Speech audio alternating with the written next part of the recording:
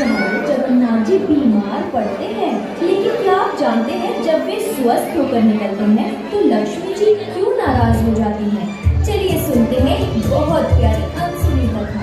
स्नान पूर्णिमा के दिन 108 कलशों से प्यारे जगन्नाथ, बलभद्र और सुभद्रा जी का पवित्र स्नान होता है। लेकिन इस स्नान के पश्चात भगवानों को ज्वर हो जाता है। उन्हें अरसर गृह में ले जाया जाता है, जहाँ 15 दिन तक उनका खूब ध्यान रखा जाता है। 15 दिन बाद वे पूरी तरह स्वस्थ होकर मुस्कुराते हुए बाहर आते हैं।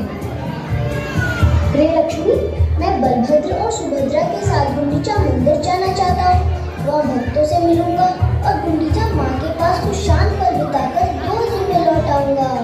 आपकी तबीयत अभी तो ठीक हुई है, फिर भी जाना जरूरी है। थोड़ा बाहर घूमने से अच्छा लगेगा। सब भक्त हमारा इंतजार कर रहे हैं। ठीक है, पर वादा कीजिए 2 दिन में लौट आएंगे। मेरा मन आपके बिना नहीं लगेगा।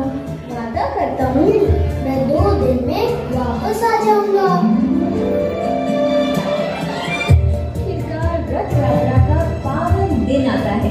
पूरी नगरी उत्सव के माहौल में डूब जाती है। जगह जगह ढोल रिदम बज रहे हैं, भक्त झूम रहे हैं। तीनों भगवानों के लिए भव्य रथ तैयार हैं। चलो माँ, गुंडीचा के घर बड़ा मजा आएगा। हाँ, वहाँ खूब मस्ती करेंगे। भक्तों के भजन कीर्तन के बीच प्यारे जगन्नाथ अपने भाई बहन के साथ गुंडीचा मंदिर की ओर बढ़ते हैं। गुंडीचा माँ श्रद्धा और प्रेम से उनका स्वागत करती हैं। वो रसोई में बैठकर अपने हाथों से खीर, लड्डू और दिव्य व्यंजन बनाती है और स्नेह पूर्वक उन्हें स्वादिष्ट भोजन कराती है। तीनों भाई बहन बड़े आराम और मस्ती से माँ गुंडीचा के मंदिर में रहने लगते हैं। इस बीच देवी लक्ष्मी मंदिर में प्रतीक्षा करती रहती है। दिन बीतने लगता है, लेकिन जगन्नाथ जी वापस नहीं आते। सेवक, क्या मेरे प्रिय जगन्नाथ लौट आए? कोई समाचार आया क्या? क्षमा करे देवी, अभी तक कोई समाचार नहीं है। 2 दिन बीत जाते हैं, फिर 3, 4, 5वां दिन भी आ जाता है। लक्ष्मी जी का धैर्य टूटने लगता है। 2 दिन कहकर गए थे और अब 5 दिन हो गए, फिर भी नहीं लौटे। क्या उनके वचनों का कोई मूल्य नहीं है? मैं यहाँ उनकी प्रतीक्षा में बैठी हूँ। क्या मेरी कोई अहमियत नहीं है? अब बहुत हो गया, अब मुझे स्वयं ही जाना होगा। आज मैं उन्हें बताऊंगी कि वादा करके उसे न निभाने से क्या होता है। सेवको, मेरी पालकी तुरंत सजाओ। सब मेरे साथ चलने की तैयारी करो। हमें अभी गुंडीचा मंदिर जाना है। देवी लक्ष्मी के आदेश से महल में हलचल मच जाती है। उनकी रेशमी पालकी सजाई जाती है। पुजारी और सेवक दल ढोल नगारों के साथ लक्ष्मी जी के साथ चल पड़ते हैं। लक्ष्मी जी पूरे राजसी ठाट बाट के साथ गुंडीचा मंदिर की ओर प्रस्थान करते हैं।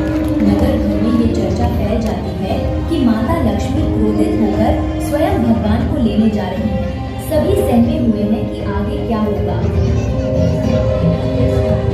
प्रभु, माता लक्ष्मी गुंडीचा मंदिर की ओर आ रही हैं और बहुत क्रोधित हैं। ओह, मैं तो वादा ही भूल गया। अब तो वे अवश्य नाराज होंगी। क्या करूं? उनसे कैसे मिलूं? कहीं क्रोध में लक्ष्मी मुझे कोई श्राप न दे दे। जल्दी मंदिर के द्वार बंद कर दो। उधर लक्ष्मी जी का भव्य जुलूस धीरे धीरे गुंडीचा मंदिर के सामने पहुंच गया। लक्ष्मी जी पालकी से उतरी और प्रवेश द्वार की ओर बढ़ने लगी। तभी भयभीत सेवकों ने घबराकर तुरंत मुख्य द्वार बंद कर लिया। ये देखकर लक्ष्मी जी का क्रोध चरम पर पहुंच गया। क्रोध से तमतमाती हुई उन्होंने गरज कर आदेश दिया, अच्छा, मेरे लिए द्वार बंद कर दिए? यदि मेरे लिए मंदिर का दरवाजा बंद है तो फिर उनके लिए भी वापसी का मार्ग बंद हो जाएगा। देखो, ये रहा मेरे स्वामी का रथ नंदी घोष। इसे तुरंत तोड़ डालो। लक्ष्मी जी के आदेश करने के सेवक रथ के पास तो पहुंचे, लेकिन प्रभु के रथ को पूरी तरह से गलत कौन क्षति पहुंचा सकता है। उन्होंने बस उसे जरा सा हिलाया डुलाया, फिर भी कुछ सजावटी हिस्से टूटकर नीचे गिर पड़े। तभी जगन्नाथ जी के सेवक उन्हें रोकने आए और दोनों ओर से हल्की फुल्की धक्का-मुक्की होने लगी। रथ को हल्का सा नुकसान पहुंचाने के बाद लक्ष्मी जी उदास मन से लौट चली। मुख्य मार्ग से नहीं लौटे, बल्कि एक गुप्त गली से होकर गई, जिसे हेरा बोहरी गली कहा जाता है। उड़िया भाषा में हेरा का अर्थ है देखना। कहा जाता है कि रथ यात्रा के 5वें दिन माता लक्ष्मी अपने प्रभु जगन्नाथ के दर्शन हेतु यहाँ आई थी। इसी स्मृति में इस दिन को हेरा पंचमी कहा जाता है। लक्ष्मी जी लौट तो गई, पर क्या वे इतनी आसानी से जगन्नाथ जी को क्षमा कर देंगी?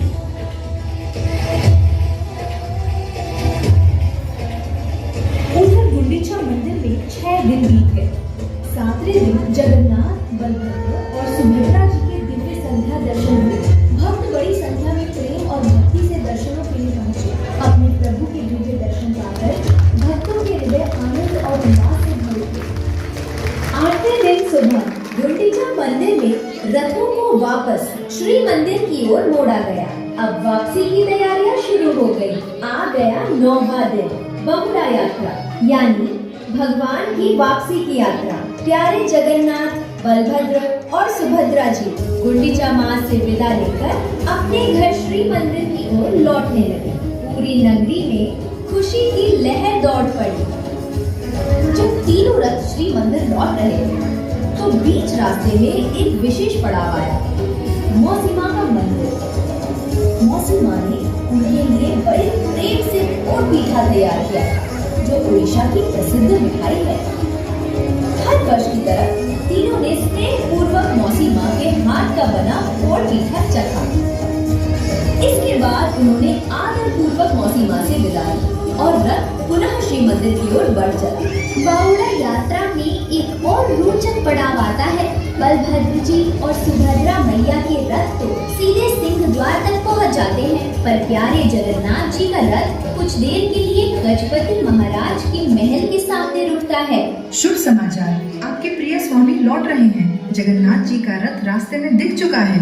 क्या मेरे प्यारे जगन्नाथ लौट रहे हैं? शुभ समाचार सुनते ही लक्ष्मी जी का क्रोध एक पल में पिघल जाता है। वह तुरंत श्री मंदिर से बाहर निकल आती है और सामने जहानी मंडप में आकर खड़ी हो जाती है, जहाँ से दूर सड़क पर अपने प्यारे जगन्नाथ जी के रथ को आते हुए देखती है। फिर लक्ष्मी जी रसोई घर के रास्ते पीछे की ओर से होती हुई भेंट मंडप पहुँचती है। 9 दिन बाद आखिर उन्हें अपने स्वामी के दर्शन होते हैं। इस शुभ मिलन को लक्ष्मी नारायण भेंट कहा जाता है। जगन्नाथ जी अपनी विशेष फूलों की माला लक्ष्मी जी को अर्पित करते हैं। देवी लक्ष्मी श्रद्धा से रथ की परिक्रमा कर दर्शन करती हैं। दर्शन के पश्चात वे प्रसन्न मन से श्री मंदिर लौट जाती हैं। उनका क्रोध भले ही शांत हो गया हो, पर क्या वे सचमुच जगन्नाथ जी को इतनी आसानी से माफ कर देगी? वो तो आगे पता चलेगा। थोड़ी ही देर में नंदी घोष रथ भी श्री मंदिर के सिंह द्वार पर पहुंचता है। नीलाद्रि विजय के दिन तीनों देवताओं के श्री मंदिर में प्रवेश की भव्य तैयारी होती है। बलभद्र जी और सुभद्रा मैया तो सीधे मंदिर में प्रवेश कर जाते हैं, लेकिन प्यारे जगन्नाथ जी बाहर ही रुक जाते हैं, क्योंकि देवी लक्ष्मी के आदेश से उनके लिए मंदिर के द्वार बंद कर दिए जाते हैं। जगन्नाथ जी के सेवक भी द्वार के बाहर से देवी लक्ष्मी से क्षमा याचना करते हैं, लेकिन लक्ष्मी जी अभी भी मन ही मन थोड़ी नाराज हैं। उन्होंने इतने दिनों तक अकेले जो इंतजार किया, उसका शिकवा तो बनता है। आखिरकार जगन्नाथ जी अपनी प्रिय लक्ष्मी को मनाने के लिए ढेर सारे रसगुल्ले और सुंदर फूलों की माला लेकर आते हैं। देवी लक्ष्मी अपने स्वामी की बुद्धि स्वीकार कर लेती है। वो हंसते हुए एक साथ मंदिर के भीतर प्रवेश करते हैं और इस तरह हर साल रथ यात्रा का ये मधुर मिलन हमें याद दिलाता है कि प्रेम में रूठना भी है और मनाना भी।